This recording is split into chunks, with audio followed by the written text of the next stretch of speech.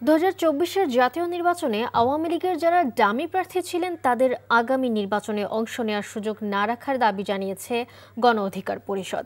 আজ রাজধানীর আগারগাঁওয়ে নির্বাচন ভবনে গণ অধিকার পরিষদের সাধারণ সম্পাদক মোহাম্মদ রাশেদ খানের নেতৃত্বে একটি প্রতিনিধি দল প্রধান নির্বাচন কমিশনারের কাছে স্মারকলিপি প্রদানের মাধ্যমে এই দাবি জানায়।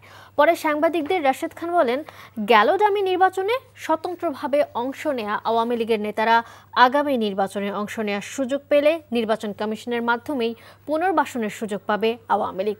তাই কোনোভাবেই তাদের অংশ নেওয়ার সুযোগ দেওয়া যাবে না। আগামীকাল থেকে শুরু হতে যাওয়া নির্বাচনী সংলাপে জাতীয় পার্টি সহ 14 দলকে না ডাকারও দাবি জানায় তারা।